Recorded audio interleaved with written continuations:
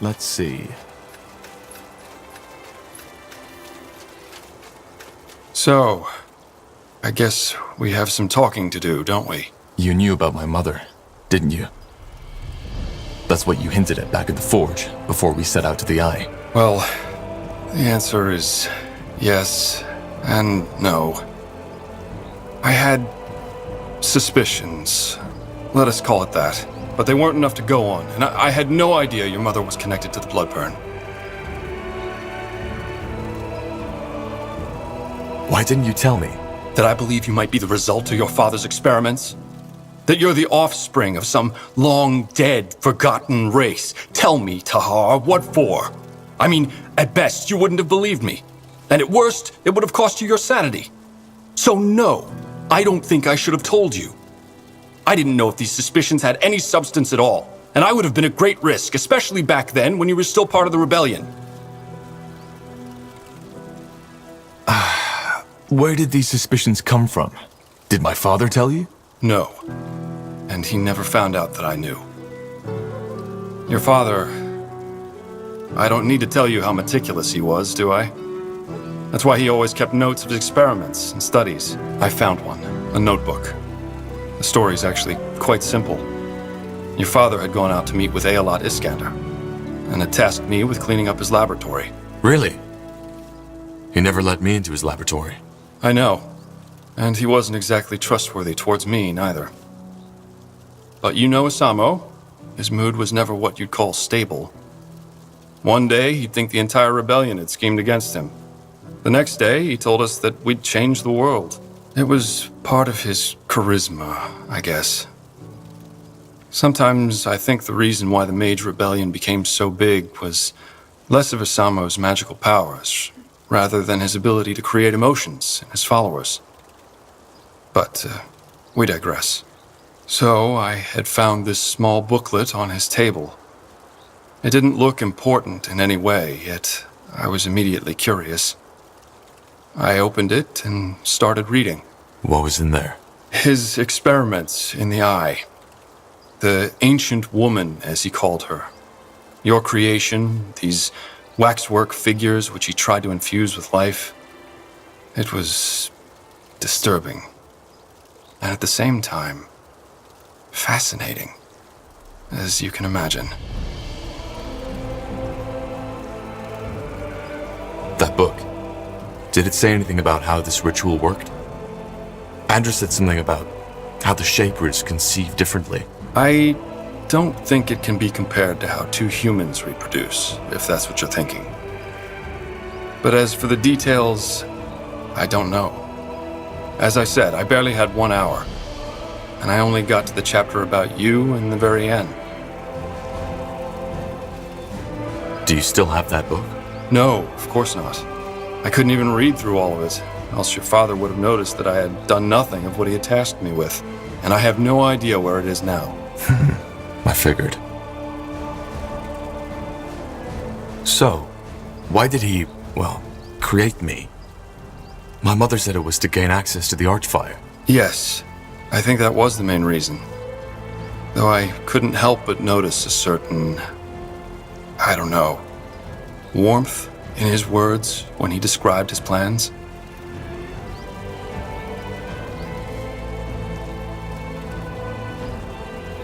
It just all sounds so bizarre. Yes, it does. Still, I don't think you were just a tool to him. You weren't. Tell me, Tahar, knowing all that, how does it make you feel?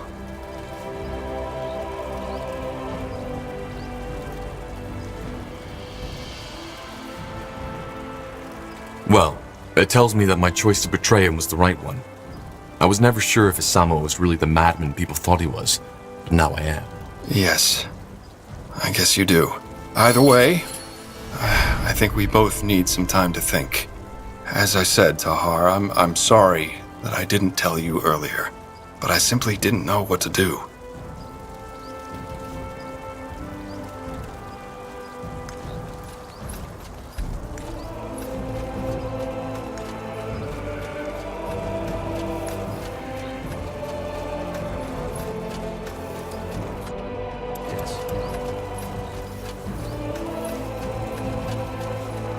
Now look at that. The fabled corporal. Good to finally meet you in person. I'm Flynn, second in command of the Wayfarers. I have to say, for someone who only led a puny Nortander division once, you're doing quite a good job leading an army so far. Not that I'm saying I couldn't do better, but still. Anyway, have you come to arm our men? I strongly suggest you do so. But you're armed already, aren't you? Well, yes, with rusty swords and dented armors. I mean with proper equipment. If you give me the coin, I'll send out orders to my contacts in Everlight.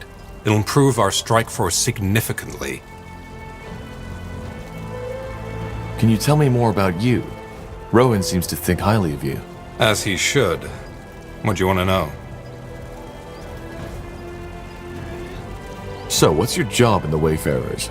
Well, let's just say that I know a great deal of people. And I can also handle myself in a fight. What did you do before the Wayfarers were formed? Depends on how far before we're talking. I did some jobs here and there and then joined the military. Some jobs? So you were a baker? A bard? Very funny. I was a mercenary. And then you joined the Royal Army? Yes, I was even part of the Wolf Guard for a year or so. Really? How come we never met? Because that was way before your time. I know I don't look it, but I'm quite some years ahead of you, Tahar. I served under General Noria, under Sentenza, before that disaster at the Iskander Fortress. How come you left? Well, there were a couple of reasons. In a nutshell, I didn't agree with some of the things Sentenza made us do. So I deserted, just like you. I'm not a deserter. I got framed. Yeah, I know the story. Sorry if I offended you. Anyway, after I left, I went back into the mercenary business for a while. Then the Mage War broke out, things went to shit, and I went into hiding. Finally, a year ago, I met Rowan, and he told me about his idea. I immediately agreed. Doing good while not being bound to uniforms, orders, and morning drills was something I'd always wanted to do. I simply didn't expect anyone else to share that vision.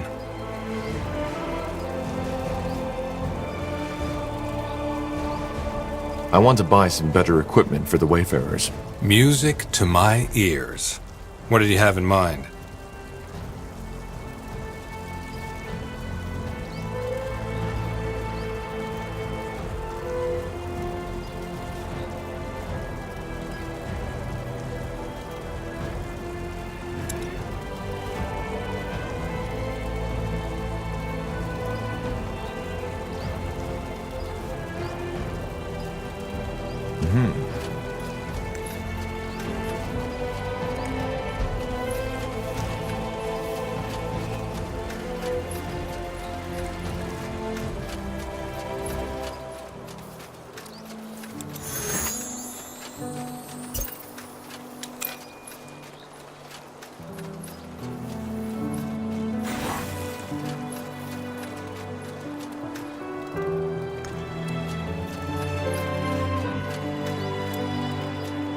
Tahar, it is good to see that you have recovered.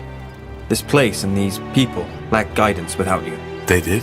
Yes, the Lord Marshal tried to assume control, but as you might have expected, he did not have everybody's support. I was even fearing an internal power struggle, and I'm glad it did not come to that. I must say, Tahar, your mother, she is remarkable. I have always wondered what the Shapers look like, and now I do.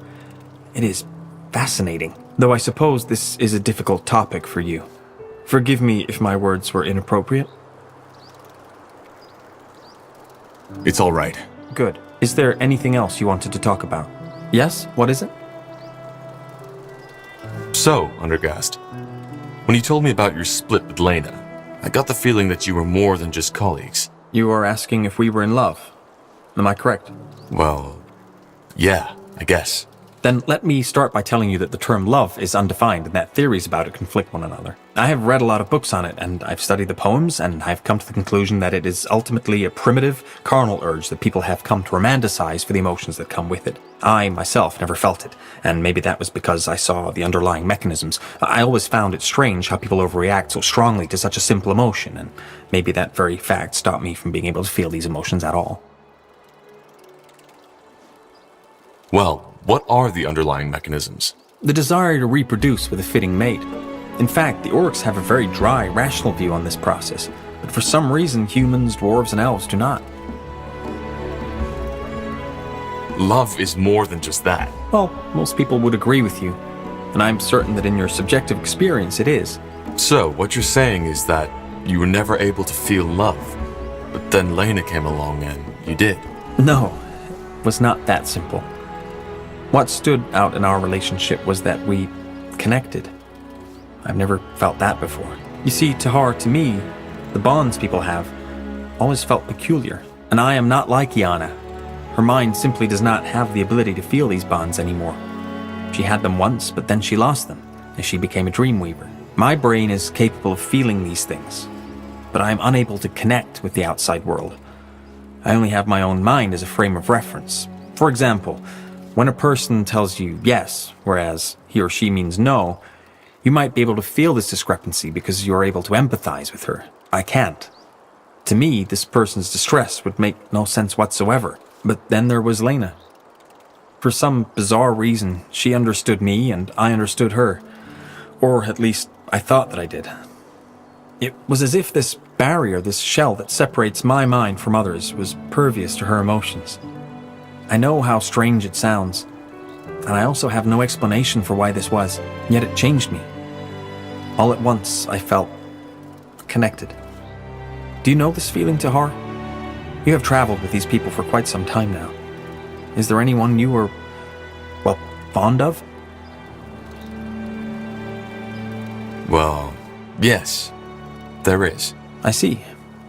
Then you probably know how distracting such a feeling can be. To be honest, when I first became aware of that bond between Lena and me, I was horrified. I could not focus anymore. When I sat down to write my studies, I realized after hours that none of what I had written made sense at all. Your inability to relate to others, is it innate? Yes. If it were not, I might have considered my sudden connection to Lena as a symbol of overcoming. But it was not. Even though I felt connected to Lena, I was still unable to feel the same way towards others. This is what deeply confused me. What did Lena make of all that? Nothing. Unlike me, she did not try to analyze, to understand its origin.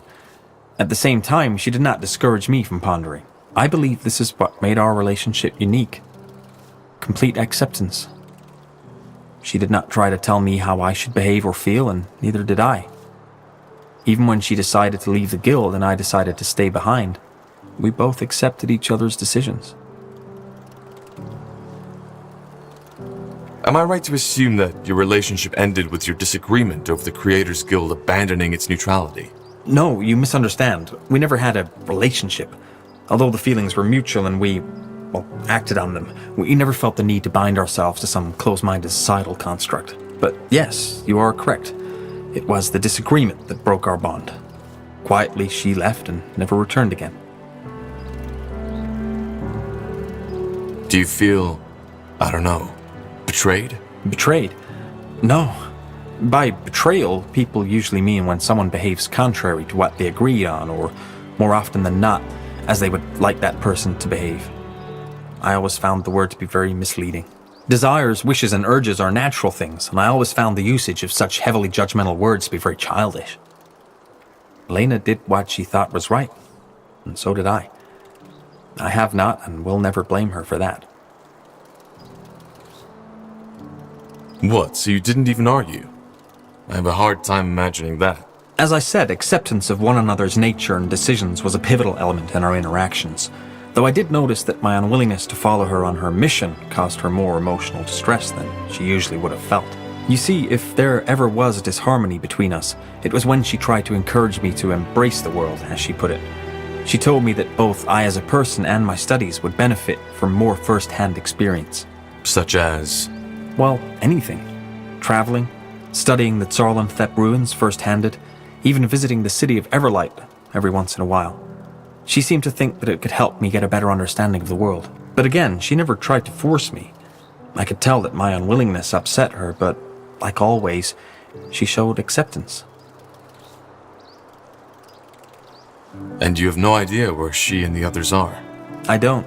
I have heard rumors that they were helping mages in Leonider, but that was moons ago. How do you feel about this? That is a good question. I still think about her, almost every day.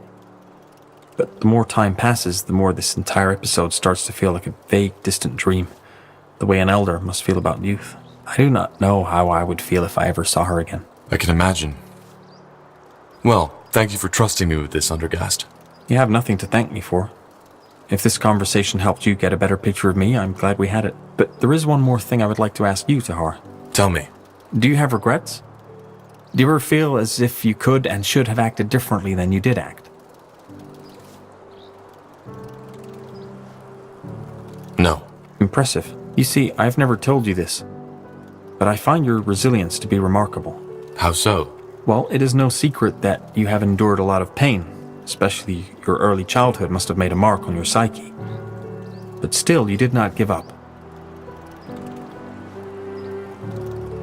Well, it wasn't always easy.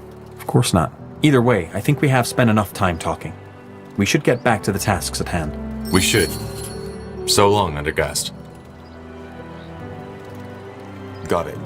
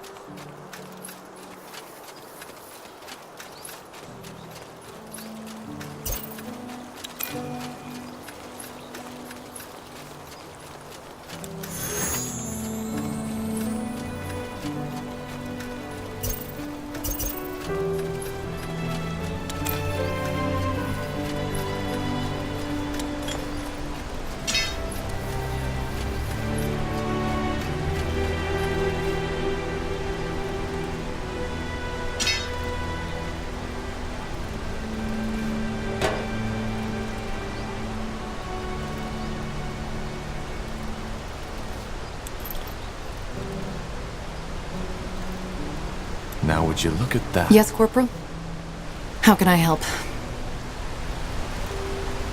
About you being an assassin. You said that you might be willing to tell me more about that at another time. How about now? I'm still not certain. The question really is, do you want to know? It might change something.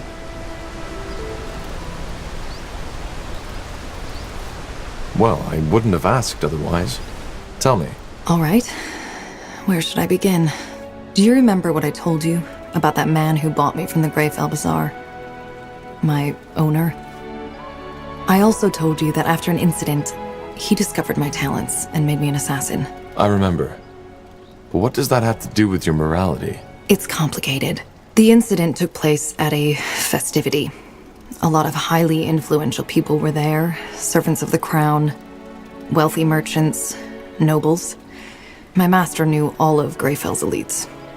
As always, at these festivities, it was my and the other slaves' responsibility to ensure the guests' well-being. It must have been close to midnight when a man took me into his chambers. I'd learned to play along years ago because resisting only made it worse. This time, however, was different. For some reason, that man wanted me to tell him that I loved him. I did, but he kept on telling me that I should say it like I really mean it. When I couldn't, he got angrier and angrier and started choking me. I had almost lost consciousness when I felt something break. I don't know how else to put it. It was as if my mind simply cracked open, like a crystal ball smashed against a mirror. And all of a sudden, that man and I weren't separate entities anymore. I don't follow. My magic, my dreamweavery, that's when it broke free. You probably don't know this, but the only way to become a dreamweaver is by shattering your mind. You are opening yourself to the thoughts and emotions of others, but you lose your own. Wait, Dreamweavers don't feel and think? No, we do. But it's differently than normal people. Me. The Iana you're talking with is the result of long work and studying of human behavior. I know how to blend in. To seem like I'm just like you. But the world inside my head is an entirely different one. Again, it is almost impossible to put into words if you're not a dreamweaver yourself. What happened to the man? I killed him. It wasn't a conscious choice, looking back. I even think that shattering my mind was my body's way of ensuring survival. I closed my eyes, reached out for the man's mind, and just crushed it. The man gasped, lost balance, and fell right off the bed. He wasn't dead yet, but unable to move. Like a puppet rid of its strings. At first I was disoriented. But then I felt it, for the first time. The urge. To kill him? Yes. To massacre him. Hear his screams. To see his life taken by my hand. I grabbed a lantern that was standing on a bedside table and knelt over him, and... well, you can picture the rest. To get back to your original question, that urge, it stuck with me. I think that the moment when my mind shattered and I became a dreamweaver was what unlocked it. Ever since then, I've found violence and bloodshed to be ecstatic, erotic even. And when I kill someone, like I killed that man, I feel alive. Actually, it's one of the few times I am capable of feeling anything at all. Huh. And this is why you became an assassin? Yes. My master introduced me into the craft. Probably because he knew that my dreamweavery had changed me. I wasn't just a slave child anymore. I was a weapon now. More than that, even. I needed what these new tasks my master sent me on provided me with. It had become a basic need of mine. Of course, I briefly considered changing my profession after my master had his accident. But I didn't. Killing is something I need, as much as a child needs the love of his mother. If I don't feed my urge, I will die. Not physically, but mentally. I just know this.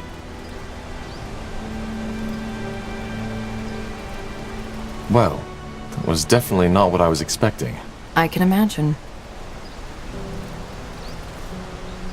But, is there no way to cure you? To return your mind to its original state? No, there isn't. What about your victims? Don't you ever feel guilt? Once again, Tahar, I do not feel emotions the way you do. Of course I wonder if I made a mistake, but my reflections are purely based on theory. But then again, I don't accept just any contract. The way Leonidas described you, you were a monster in human disguise. And that's the first principle I try to live by. Criminals first. The second one is never kill a mother or a child, regardless of the pay.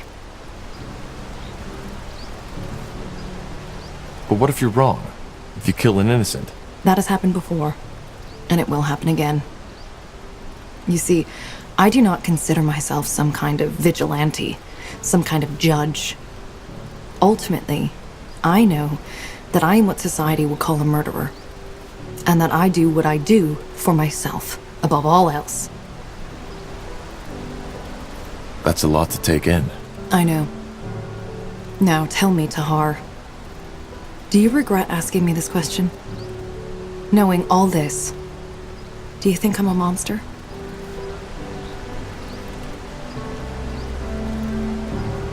You're not. Really? That's unexpected. Anyway, I would like some time for myself now. I hope you understand.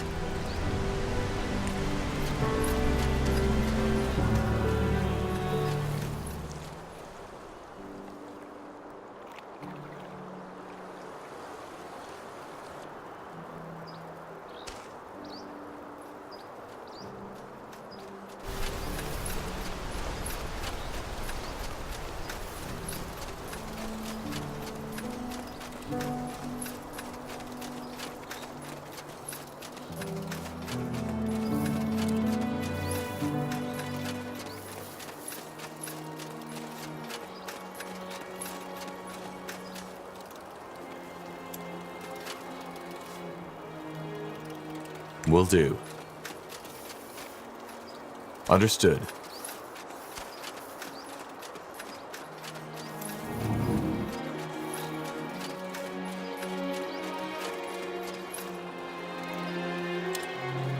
What do we need?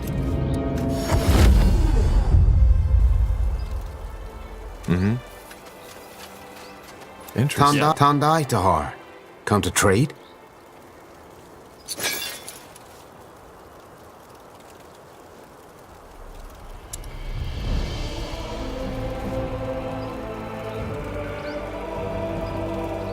Pleasure doing business with you. Come again. I'm getting new wares by the next moon's turn. Will do.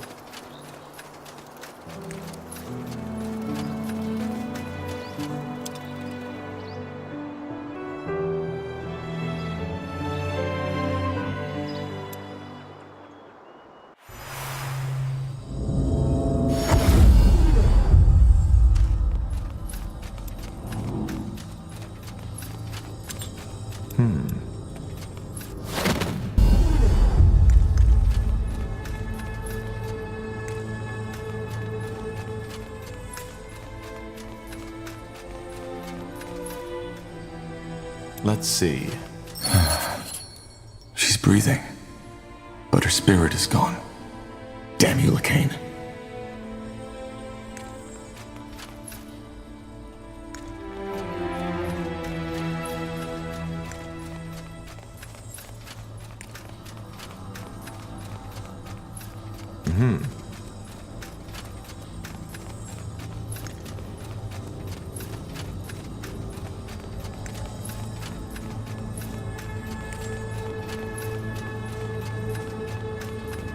To this day, the Shaper's magical and technological prowess remains unrivaled.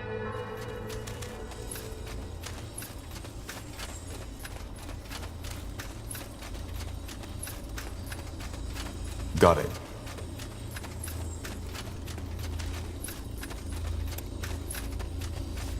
Tahar, thank Nihal if you're awake. For a while I wasn't sure you'd make it. How do you feel? Out on the battlefield, we didn't really get the chance to talk. Could be worse. Well, that's good to hear. It's a tragedy. The purity on the loose, with the power of the Archfire in the Harbinger's hands. Who could have seen that coming? For what it's worth, I'm sorry I had to go through this. I truly am. I always had my doubts about Lacane. Only I didn't expect this to happen. I figure. Be that as it may, all that matters now is that we stop him. What about you, Iskrim? I doubt whatever bargain you struck with Lacane still stands. You're still here, so I guess you aren't planning on leaving. Me? No, of course not. Where would I go, Tahar? There's no way of knowing what the Purity would do if they caught me. He wanted to kill you, so maybe Lacane doesn't want to leave any witnesses. Not to mention that we're still in the ancient Shaper city, full of marvels waiting to be discovered. Well, I'm glad you're able to see it that way. A frown hasn't helped anyone yet, has it? There's, one more thing I wanted to ask you.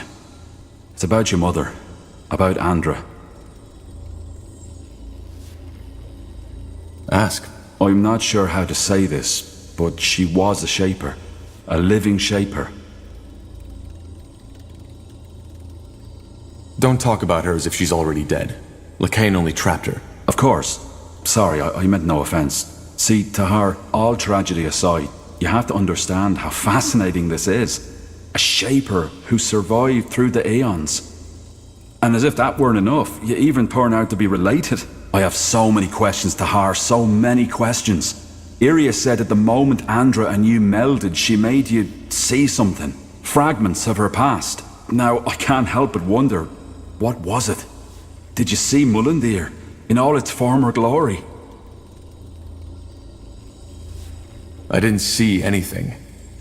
It's more like I suddenly have that sense of familiarity. Especially here. But that's even more exciting. She must have transferred some of her memories onto you. I wonder if that's part of this melding ritual. Look, Tahar, I'm not sure how to say this, but how would you feel about it if I examine her? There's so much we could learn from her, even if her mind has left her body.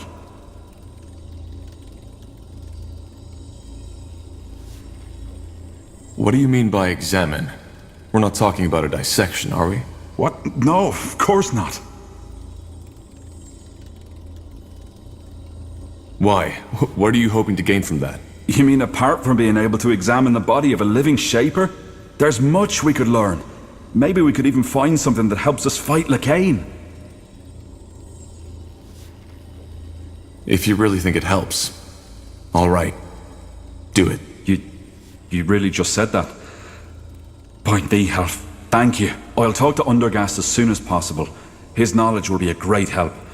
It'll be a while before we can start, but we'll do it as soon as possible.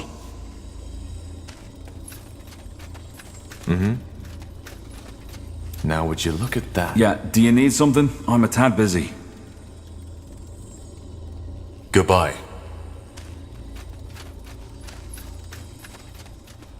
Will do.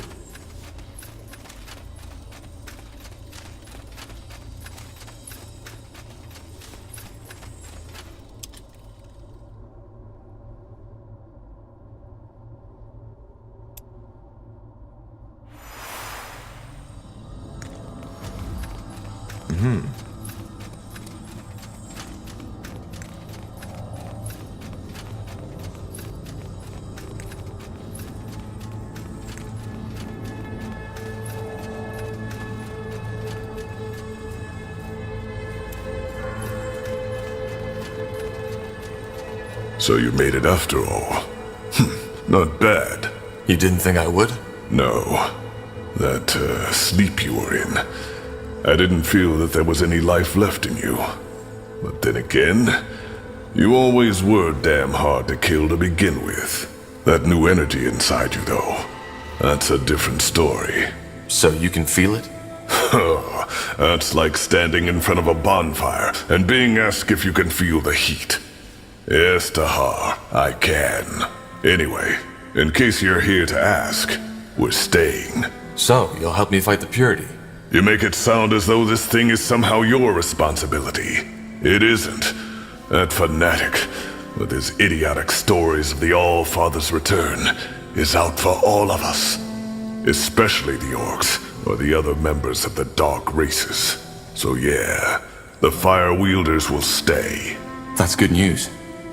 Thanks, Gore. Don't mention it. Anything else? Huh? I'll be off. Let's see. Tahar, ready to discuss the next steps? There's just one thing I still can't wrap my head around. How did Lacane become so powerful? How could he rally so many people behind him? The big question, isn't it? In the end, I think it boils down to the fact that he poured salt into the wounds the Mage Wars had left in Northander. You see, it's not hard to rally people behind you if they are desperate enough. He just gave them a simple answer to a complex question. And the people believed him. Though I don't consider him a pragmatist, he really believes in what he says, that Aeonia will return once mankind has repented.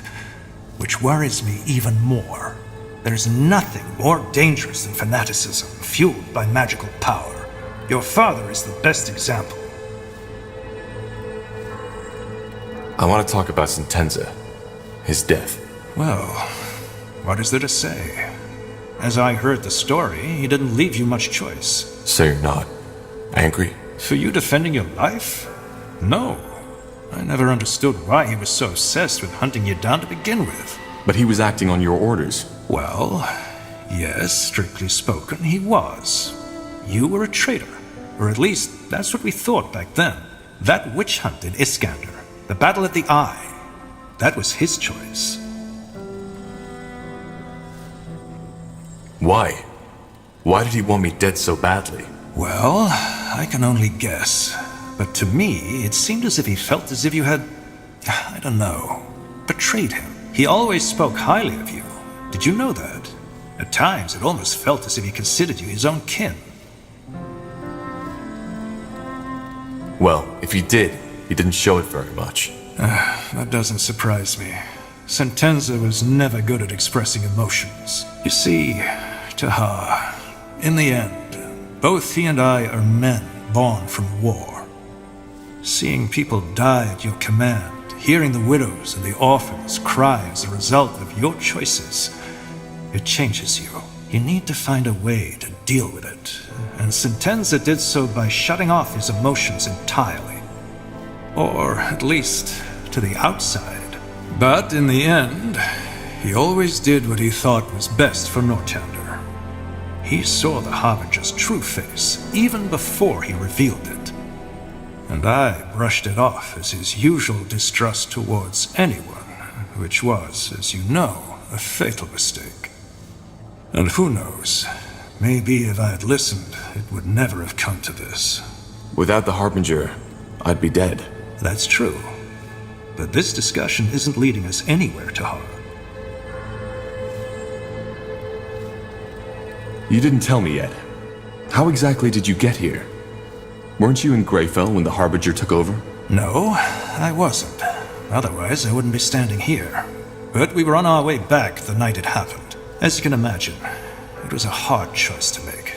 But eventually, I left my pride behind and realized attacking Greykeep with the little division I was traveling with would have been suicide. So you fled? We retreated. The rest is simple. We went to Iskander because we had heard the rumors about your army. There we met one of your scouts, and then the elven woman, Iria of Finon Mir. Oh, she decided to let you in? Correct. You know the rest. Your people were a bit distrustful at first, and I don't blame them. After all, they'd been fighting the Royal Army not too long ago. But eventually, they realized that we were on the same side.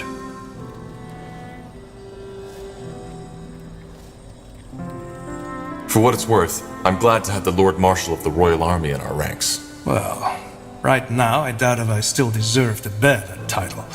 Half of the Royal Army is gone, and I'm to blame. But I appreciate the sentiment. All right, let's discuss what comes next. I'll go get the others. Good. Good. Now that you're all here, I'd like to plan how we proceed. As... Tahar, I think you should allow yourself some more rest. You were in a coma for more than a month, and we still don't know what that melding actually did to you. Isn't it obvious? It made him more powerful. Yeah, but where does that power come from? What effect does it have on the human body or the psyche? We don't know. I'm all right, Iskrim. Just trust me. Fine. Then go on. Thank you. So, our objective is clear. We need to defeat the Purity of Light and save my mother. Angar, am I right to assume that Lacane made Greykeep his new base of operations? Correct. It's the center of his power, which is both good and bad. It's bad because Greyfell was built to withstand any kind of ambush. And why is it good?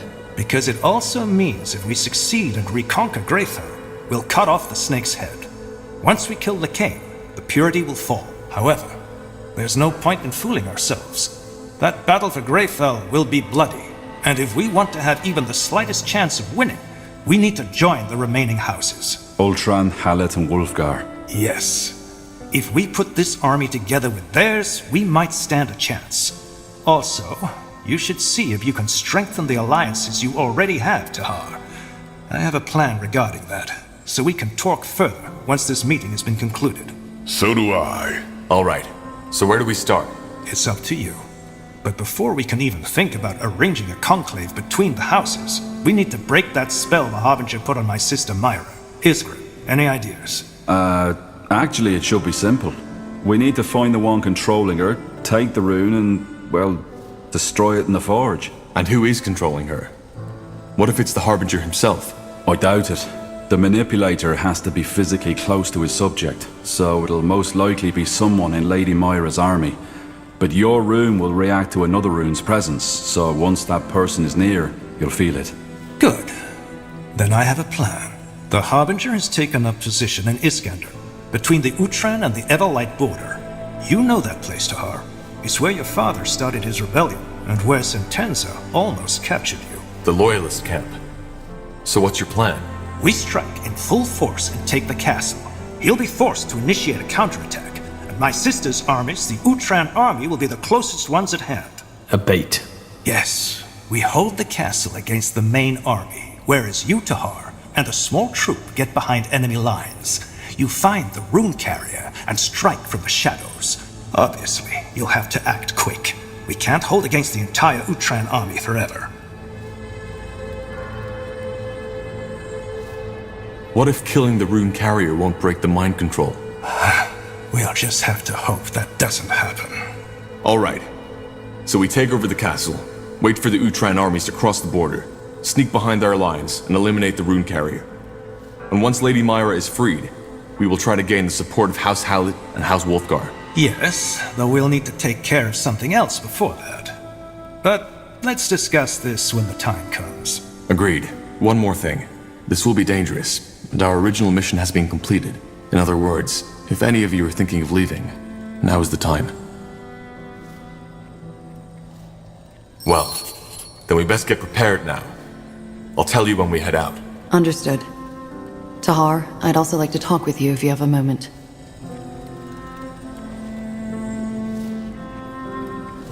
Corporal Tahar. A word, if you will? Who are you? Private Miller, Corporal. I'm from the Royal Army and came here with the Lord Marshal. We've captured someone who we suspect belongs to the Purity. He was seen in the deserted village outside this city, and he looks suspicious. He claims to be a simple courier sent to deliver a message to you, but we didn't want to take any risks. He's outside, near the entrance to the caves. I see. Thank you, soldier. Dismissed. Corporal?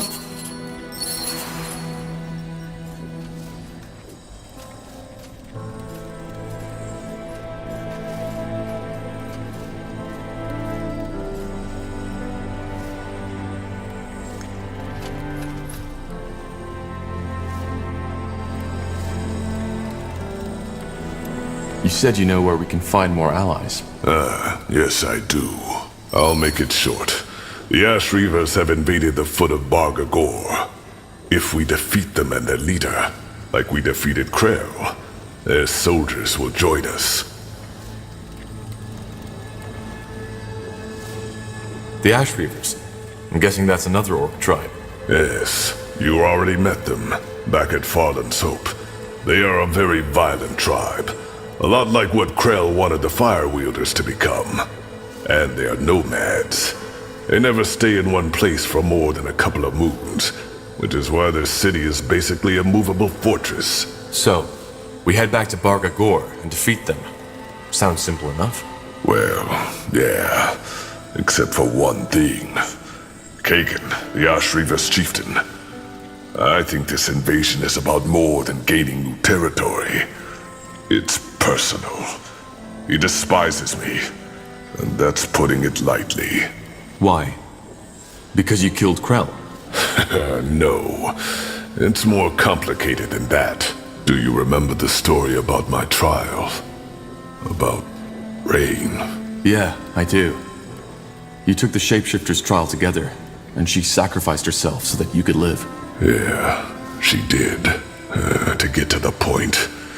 Kagan is Rain's true brother. To this day, he thinks that I killed her. Did you ever try to tell him the true story? We only met once. And yes, I did try to talk to him.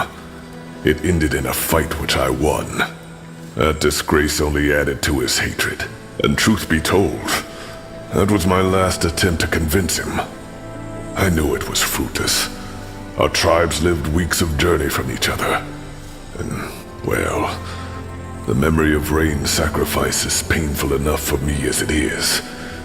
I just wanted it buried. Somewhere in the dark corners of my mind where I'd never have to face it again. Which, as you can guess, didn't work. I still have nightmares. I see. And that's why he invaded Barga Gor. It must be. Bloodthirsty as the Ash Reavers are, there is no reason for them to start a war with the Fire Wielders, especially now that we unify them. He must have heard that I'm behind this, and that rekindled his hatred for me. In other words, we need to stop him, and as fast as possible. According to one of my sources, the Purity is also planning to start an attack on Bargagor. The Fire Wielders should be able to hold them at bay, but not if they have to wage war against the Ash Reavers at the same time. Why is the Purity attacking Bargagor? Isn't it obvious? To eradicate us. Just like the Dark Elves, we Orcs are a creation of the renegade gods, so we aren't even given the chance to repent. Lakane's war doesn't stop in Northander, Tahar. He plans to take on the entire world.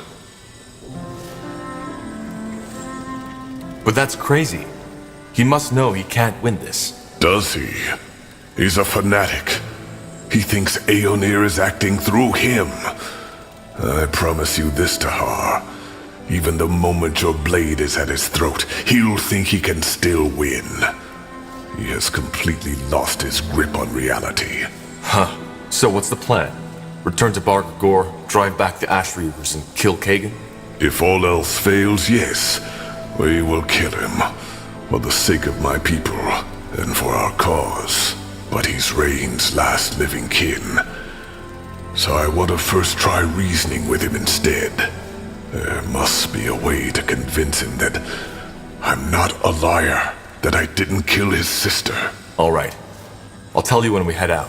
Yes, Chieftain Czar already left before you woke up to get an idea of the situation. I know time is sparse, but we should leave as soon as possible. And thank you, Tahar. I appreciate it.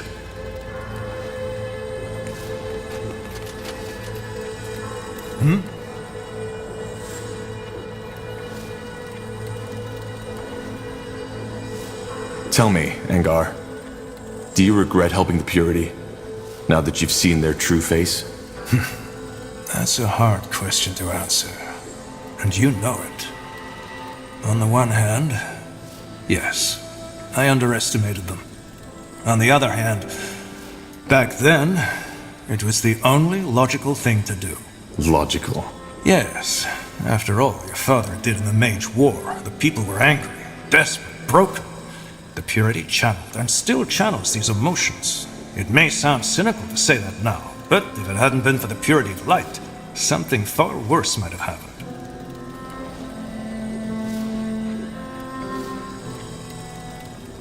Worse than a mage genocide? You let the Purity murder hundreds of mages. Most of them were war criminals anyway. They would have been sentenced to death no matter what. But that is not to say that my decision to give the Purity of Light that much power came easy. I'm not free of self-doubt and empathy, Tahar, even though it may seem that way to you.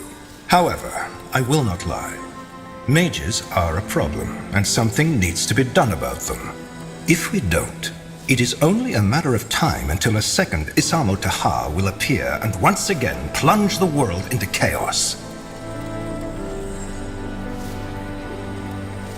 We need a group that represents mages. Then treaties could be made. That is an interesting idea. But before we can decide on any course of action, we need to deal with the current threat first. But to return to your question, all I did was take every factor into consideration and decide accordingly. You did the same, more than once. I've heard of the trail of destruction you've left behind on your journey. Many people died under your command. We tried to help wherever we could. I believe you. But have no doubt that there are many who don't. What I'm trying to say is, there might have been a better way to handle things, but I did not see it. I did what I could, and even though it turned out to be a mistake, I have no regrets. I wanted to talk about Leonon. I had a feeling you would. Look, back at Greykeep, the situation seemed crystal clear. You killed 3 of your brethren, and General Noria openly spoke out against you. Similar to my policy regarding the purity of light, I can now see that I was wrong. But again, all I did was to take all factors into consideration and decide accordingly. It was all I could do. You also could have used common sense. I risked my life to help Northander back when I turned to my father. Why would I now suddenly start massacring Wolfguard soldiers? You're right. I should have taken that into consideration. Either way, you've been pardoned. And more than that, now we're fighting side by side against the real scourge of the Empire. I don't hold any grudges against you. And I can only hope you feel the same. The past is the past. It is indeed. Did you ever think about what would happen if the Queen never wakes up from her coma? She will wake up. The healers claim that she's already getting better. They've claimed that ever since the dragon incapacitated her. The Queen has Hibernian blood in her veins. And as long as her heart is still beating, I will not waste any time thinking about something that might never happen. Though, of course, that is not to say that others at the court haven't done it. Most people believe that Queen Aelith doesn't have an heir. But that's wrong. She does. Really? Who? A cousin. I suppose you know about the Queen's problematic ancestry. The ability to give life has always been impaired in her bloodline, which is why she does not have any brothers or sisters. However, it was rumored that her uncle, Anno Aelith, left an heir before he died. A bastard son. It's the first time I've ever heard that. Yes, because the Crown took measures to quiet these rumors. Suffice it to say that Queen Aelith's supposed cousin is far from an ideal candidate for the throne. But I will not go into detail on this topic. It is irrelevant. And it will stay irrelevant. Because the Queen will survive. I can feel it. You said that you have an idea on how we can get more allies to fight the Purity. Yes, I do. It's someone you're already familiar with. At least, according to your friend Irian. The Iron Falcons. You want to convince them to join our troops? Not all of them, obviously. The Field Dog are an even greater threat than the Purity, even if most people nowadays have almost forgotten about them. What I suggest is that we strike a bargain with them. They give us a small division of their elite keepers, and we provide them with twice the amount of footmen and maybe engineers to make up for it. Engineers and infantry for a handful of knights. Is that really worth it? It is. The Falcons aren't only excellent fighters. Their presence will also inspire our soldiers. They're living legends. That's not what it seemed like when I was there. High Keeper Aranor almost lost the tomb just because she was too stubborn to cooperate with the Deathmen. Well, given that the latter now fight for the Harbinger, her mistrust wasn't that unjustified, don't you think? But still, you make a fair point. Keeper Aranor is complicated. But if what the elf told me is true, she learned her lesson. All right, it's worth a try. When do we set out? Whenever you want. Thanks to these Godstones, it won't take us long to get there, so I'm not expecting this mission to cost us more than a day, 2 at most. We should probably take some troops with us, just in case the canyon is still unsafe. Fair enough. I'll let you know when we go. Good.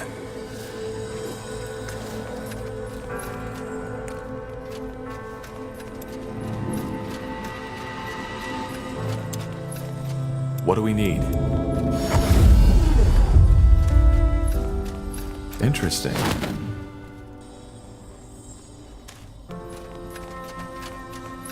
Understood.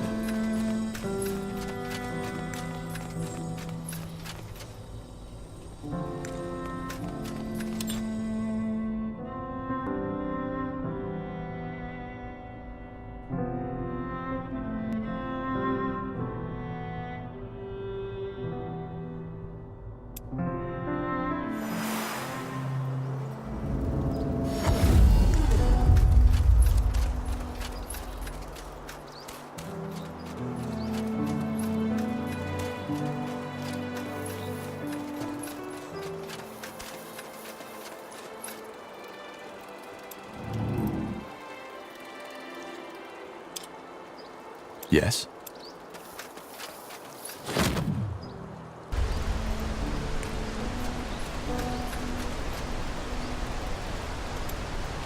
Ah, Tahar. Good of you to come by. Sure. You wanted to talk? Yes. I'll be brief. While you were asleep, an elven messenger came by. Varden Merilith, one of the Moorhere scryers from Leafshade, sent him. Merilith? What did he want? Only that he needed your help. They, that is, he and a couple of his followers, seem to be somewhere deep in the Leafshade jungle, near the Halayish ruins. The old Hibernian city? But what do they want there? That's dangerous. I don't know, Tahar. We will need to find out. Do we really have time for this? That is something you will need to decide. But if we don't help, it might cause unrest within the Moorhere, who are fighting for us. All right. We might look into this. We should. Is there anything else you wish to discuss, Tahar?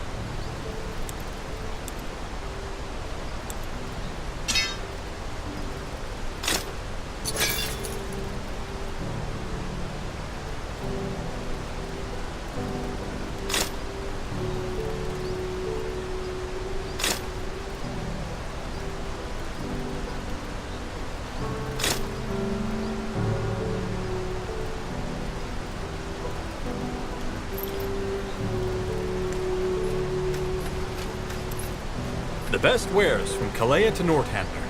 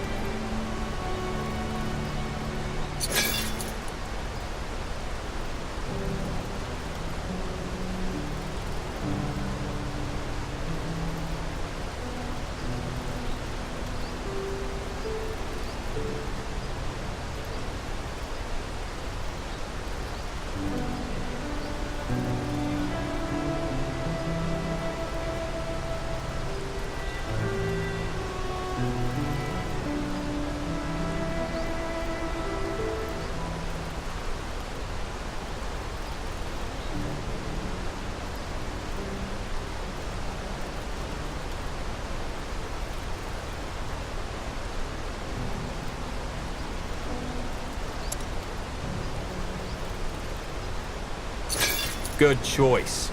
Will do.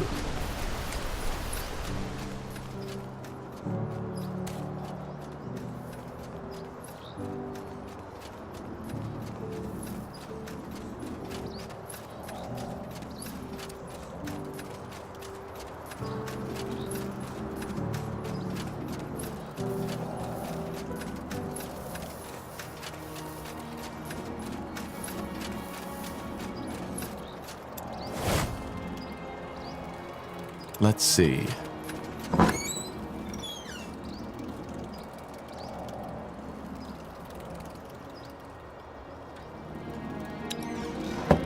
Got it. Mm-hmm. What is it? I would like to train the elves.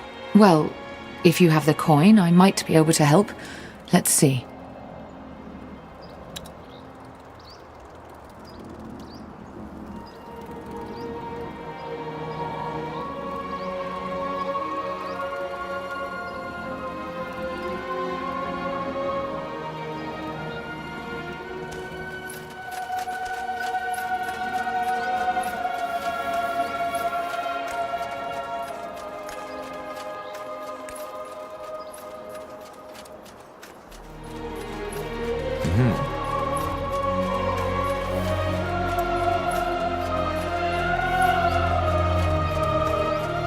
Yes, yes. Have you come to see the fruits of my labor?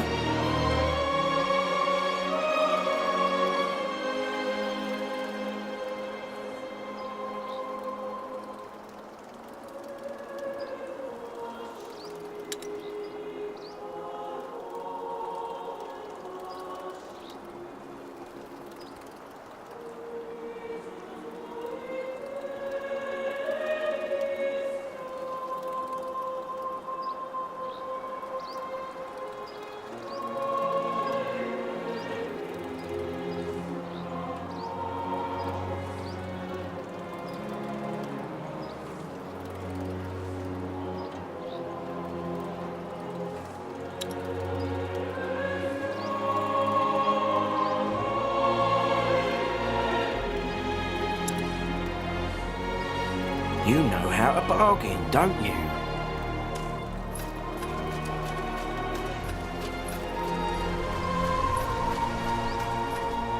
Will do.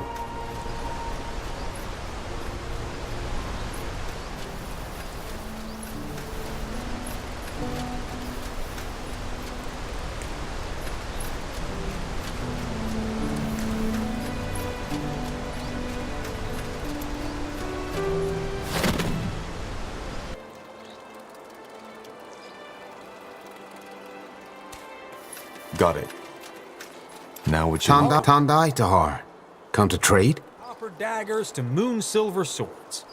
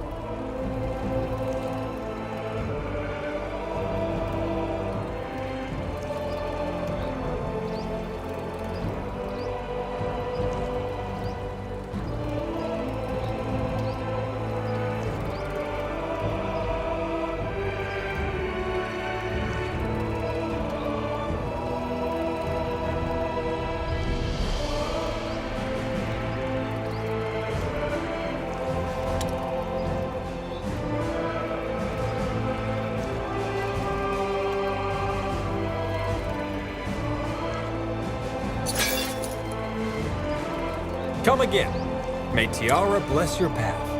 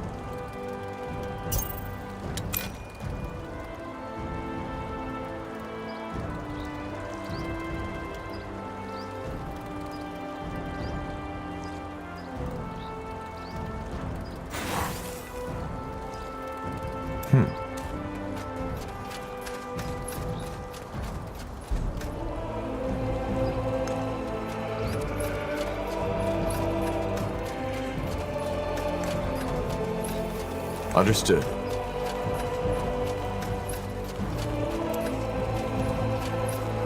Huh?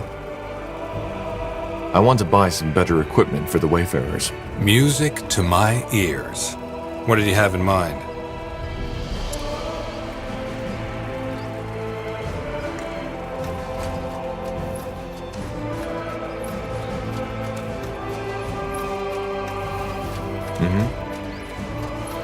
Understood.